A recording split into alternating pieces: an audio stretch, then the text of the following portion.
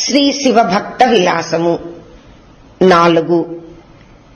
సుందరునిచే హాలాహల వశీకరణ. శ్రీ అగస్త్యుడు జగముల నేత, సర్వవ్యాపకుడు, శక్తివంతుడు అయిన ఉమామనోహరుడు, అణువు నుండి బ్రహ్మాండమును సంకల్పమాత్రముగా నిర్మింపగల ఆ యోగిరాజు, ఆ మహేశ్వరుడు తనకుగా ఏర్పరచుకున్న ఎదను కొల్లగొట్టు ఆ రూపమును చూచి సౌందర్య నాయకి ఉమ ఆనందముతో ఉక్కిరి బిక్కిరి అయిపోయినది. తనివి తీరా ఆ ఆశుతోషుని స్తుతింపసాగినది. ఉమ: శివుడు, దేవుడు, శంభుడు, సర్వసాక్షి, తన కోరిక మేరకు ఏర్పరచుకొనగల రూపము కలవాడు, విరూపాక్షుడు అయిన మహాదేవుడైన నీకు ప్రణతులు. సమీపమునందు ఉన్నచో వాక్కుతో, దూరమునందున్నచో మనసుతో ఊహించి తెలుసుకోగల నీకు నమోవాకములు. విశ్వములో ఎవనికంటే అధికుడు లేడో అట్టి రుద్రుడు, రాగ క్రోధములు లేనివాడు, సృష్టించినప్పుడు బ్రహ్మ, రక్షించినప్పుడు విష్ణువు, సంహారమునందు రుద్రుడు, కాలకర్మములు అంటనివాడు, అపవర్గ స్వరూపుడు, దయానిధి, కాలకంఠుడు అయిన నీకు నమస్కారములు. ఎవని ఉనికి జగత్తుకు ఉనికియో, ఎవని తేజము చేత జగత్తు ప్రకాశించునో, ఎవడు అనుకరించుటకు వీలు కానివాడో అట్టి జ్యోతి రూపుడవగు నీకు నమస్కారము. ఎవడు సకల ప్రాణుల హృదయములలో చొరబారి వాణిని చైతన్యవంతులను కావించును అట్టి శంకరుడవగు నీకు నమస్కారము. భక్తిచే పొందదగ్గవాడవు, సత్పురుషుల సంసార బంధములను ఛేదించువాడవు, భానుమండల మధ్యస్థుడవు అగు నీకు ప్రణిపాతములు. చతుర్భుజుడు, మహత్వ శోభితుడు, స్వయం ప్రకాశుడు, హృదయాకాశ రూపుడు, బాల్యాది దశహీనుడు, దక్షాధ్వర ధ్వంసకారి అగు నీకు నమస్కారము అని ఇట్లు మహాదేవి మహాదేవు దేవేరియగు పార్వతి మహావాక్యోపశోభితంగా స్తోత్రము కావించును.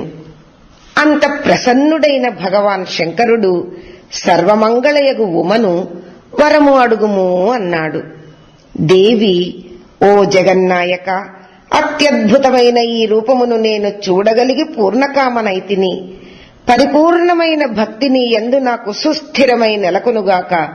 దయాసాగర, త్రికరణముల చేత తెలిసియూ తెలియక నీ పట్ల చేయబడిన నా అపరాధములన్నిటినీ క్షమింపుము అని పలుకగా శివుడు నందితో ఇట్లన్నాడు: ఇచ్చట అడ్డముగా ఉన్న తెరను తొలగింపుము. అంత నంది దానిని తొలగించగనే రత్న నిర్మితమై గోడకు చేర్చి ఉన్న అద్దమునందు శివుడు తన ప్రతిబింబమును చూసుకుని మురిసిపోయి పార్వతిని దగ్గరగా వచ్చి చూడుము అన్నాడు. అంత ఆమె: ఓ పరమశివ, నీ శక్తిచే ఈ ప్రతిబింబము ప్రాణవంతమై నా చెంతకు వచ్చుగాక అని వరము వేడినది. తిరుగులేని వైభవము గల ఈశ్వరుడు తన బింబమును చూచి: ఓ సుందరా, ఇలా నా చెంతకు రమ్ము అని ఆహ్వానించగని అత్యద్భుతముగా ఆ బింబము ఆకృతి దాల్చి శివుని పార్శ్వమున నిలచెను. ఏ పనినైనను చేయుటకు చేయకపోవుటకు వేరు విధముగా చేయుటకు కర్తృం అకర్తృం అన్యథా కర్తృం. ఆ శివ ప్రతిరూపమైన సుందరుడు సమర్థుడై శివుని గణములలో అగ్రగామి అయ్యాడు. బ్రహ్మ తన మనసుతో కూడా చెయ్యజాలని రూప సౌందర్యమును పొంది సుందరుడు దేవికి దేవునకు అంజలి ఘటించి శివునితో: ప్రభూ, నీ దాసుడను, నీ ఆజ్ఞ పాలించుటచే నా జన్మ సఫలమగును, ఆదేశింపుము అన్నాడు. శివుడు అతనికి భస్మపాత్ర ఇచ్చాడు. సుందరుడు దాన్ని పట్టుకోగా శివుడు అందలి భస్మమును తీసి ధరించి భక్తవత్సలుడై తన శక్తులను అతనికి అనుగ్రహించాడు. అనుదినము సంధ్యా తాండవ లీలలు ప్రవృత్తమగుచుండగా విరబోసుకున్న జటలతో శివుడు అలిసి సుందరుని మోపిపై తన భారమును మోపుతుండేవాడు. ఒక్కొక్కసారి గణనాథులకు నంది మొదలైన వారిని పిలుచు పనిలో సుందరిని పేరును శివుడు 2 సార్లు ఉచ్చరిస్తాడు. సుందరుడు అంత పార్వతితో శివోహం శివోహం, నేను శివుడను, నేనే శివుడను అని ధన్యుడై పలుకగా శివుడు ఆమోదము తెలుపుతూ సుందరోస్మి సుందరోస్మి, నేను సుందరుడను అంటాడు. అతనికి తన వేషమును ధరింపచేస్తాడు. కాలికి సర్పనూపురము తొడిగి, కటిమండలంపై గజాజినము కట్టి, చేత లేడిని ఉంచి, కంఠమున ఎముకల దండ వేసి, చెవికి సర్ప కుండలములను అమర్చి, శిరమున కపర్ధము, దానిపై జాబిల్లి రేఖను పేర్చి, వృద్ధ వృషభమును అధిరోహింపజేసి, ప్రమధులు అనుసరింపగా తిప్పుతుంటాడు. సర్వస్వతంత్రుడగు పరమేశ్వరుడు కైలాస శిఖరమునందు సుందరుని తిప్పుతూ తన సేవార్థమై వచ్చిన దేవతలచే అతనికి మొక్కించాడు. ఆ శివుడు కపాలి సుందరుని కపోల దేశమున ముద్దు పెట్టుకుని, ఓ సుందరుడా, నీవు నిజముగా శివుడవైతివయ్యా అని ప్రేమరసము ఉప్పొంగునట్లు పలికాడు. దండధారులు వేదాంతములకైనా అందని శివుని ప్రతిబింబమే సుందరుడు అని బిరుదుగల గద్యలు చదివారు. జగదీశ్వరుడగు సుందరునికి శివుడు సృష్టి స్థితి లయ తిరోధాన అనుగ్రహములు అను పంచకృత్యములు నేర్పాడు.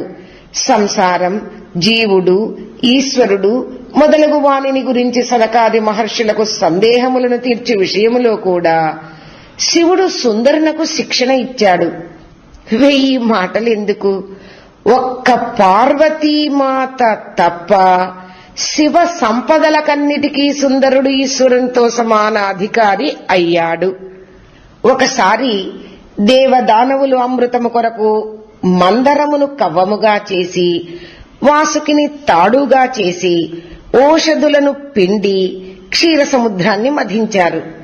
ఇట్లు సుర అసురుల చేత సాగరము మధింపబడుచుండగా రాపిడిని సహింపలేని వాసుకి సముద్రములోనికి ఘోరమైన విషమును కక్కినది. అది గడ్డగట్టి ప్రళయానల సన్నిభమైన హాలాహలంగా పిలువబడుచు ముల్లోకములను దహింపసాగినది. అట్లు సాగరోద్భవ గరుళము సమస్త జీవరాశులను దహింపసాగినది. సురాసురులు దాని విజృంభణమును నిరోధించలేకపోయారు. భయముతో వారు చెట్టుకొకడు పుట్టకొకడుగా పారిపోయారు. ఇంద్రాది లోకపాలకులు కంటిలో నలుసైపోయారు. బ్రహ్మ భయంతో పరుగు తీశాడు. విష్ణువు ఆ వేడిమికి మాడి మరీ నలుపెక్కి నల్లపూస అయినాడు. అగ్నిదేవుడు దాని సెగలకు తళలేకపోయాడు. యముడు దశదిశలా పరిగెత్తాడు. వరుణుడు అచేతనుడయ్యాడు. కుబేరుడు నిష్క్రమించాడు. కొందరు సముద్రపు ఒట్టున మూర్ఛిల్లారు. సమస్త లోకవాసులు కైలాసమందున్న శివుని శరణు వేడారు. అంతవారి ఆర్తిని తీర్చవలెనని శివుడు సంకల్పించి సుందరుని ఆదేశించాడు. అతడు కడలి ఒడ్డును చేరి ఆ హాలాహలమునంతటిని ఒక నేరేడు పండంత చేసి చేత బంధించి తిరిగి వచ్చాడు.